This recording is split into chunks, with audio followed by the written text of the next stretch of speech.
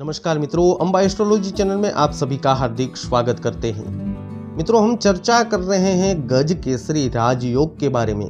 तो आज इस विषय पर चर्चा करेंगे मेष राशि की। मेष राशि के जातकों, फरवरी माह में आपकी गोचर कुंडली में किन किन तिथियों में बन रहे हैं गज केसरी राजयोग, उनके बारे में विस्तार से हम आपको जानकारी देने वाले हैं। इसलिए इस वीडियो को अंत तक अवश्य देखिए और अपने फरवरी माह के प्लानिंग इन गजकेसरी राजयोग को देखकर ही बनाएं, ताकि आपको ज्यादा से ज्यादा लाभ मिल सके और आप नई ऊर्जा को प्राप्त करते हुए सफलता की ओर आसानी से बढ़ सके।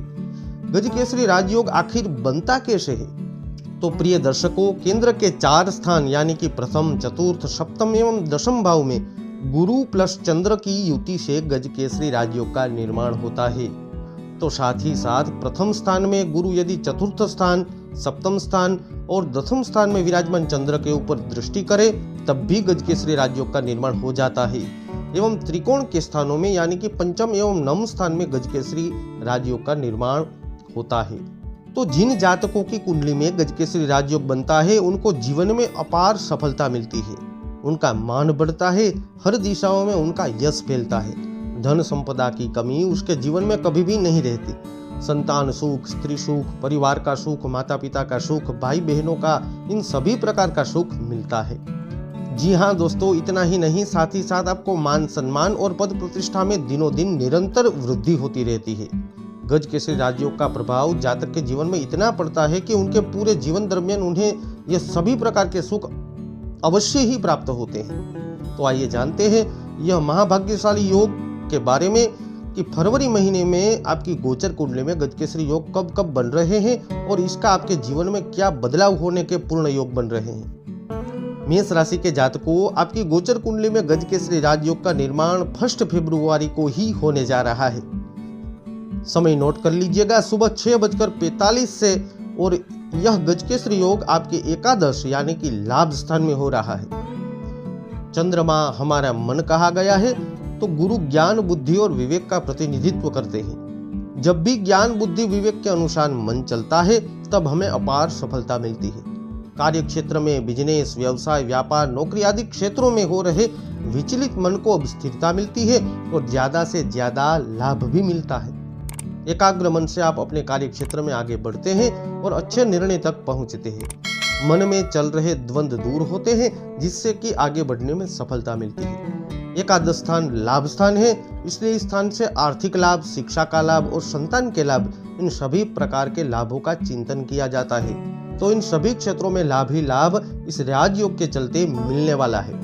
फरवरी महीने में दूसरी बार 11 फरवरी को शाम को 5:05 पर आपकी गोचर कुंडली में फिर से गजकेसरी राजयोग का निर्माण होगा।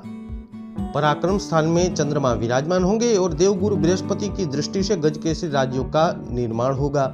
इसके चलते पराक्रम से धनलाभ, भाग्य से धनलाभ, धार्मिक कार्यों में प्रवृत्ति बढ़ेगी और भाई बहनों का साथ एवं सहकार, सुख आपको मिलेगा। मित्रों, तीसरी बार 16 फरवरी को शाम को 3:10 पर फिर से गजकेसरी राजयोग का निर्माण आपकी गोचर कुंडली में होगा। पंचम भवन में विराजमान चंद्रमा पर देवगुरु बृहस्पति की सप्तम दृष्टि पड़ने से गजकेसरी राजयोग का निर्माण होगा। पंचम स्थान से शिक्षा, संतान, लव, रोमांस, इन सभी चीजों का विचार किया जाता है, जिससे कि इन सभी प्रकार के शुभ आपको मिलने जा रहे हैं। 20 फरवरी को सुबह 4:30 पर फिर से गजकेसरी राजयोग का निर्माण होगा। चंद्रमा आपके सप्तम स्थान यानी कि तुला राशि में गोचर करेंगे और देवगुरु बृहस्पति की नवम दृष्टि से गजकेसरी राजयोग का निर्माण होगा। सप्तम स्थान से विवाह, दाम्पत्य सुख, कानूनी समझौते, पार्टनरशिप, व्यापार आदि का विचार किया जाता है। इन सभी प्रकार के क्षेत्रों से इस राजयोग के चलते आपको लाभ मिलने वाला है। मित्रों, गजकेसरी राजयोग आदमी को नीचे से उठाकर आसमान तक पहुंचने का सामर्थ्य रखने वाला योग है, इसलिए इस योग का ज्यादा से ज्यादा लाभ आपको लेना चाहिए। मित्रों, वैदिक ज्योतिष में सभी प्रकार के शुभ योगों में एक अलग ही प्रभाव है गजकेसरी राजयोग का।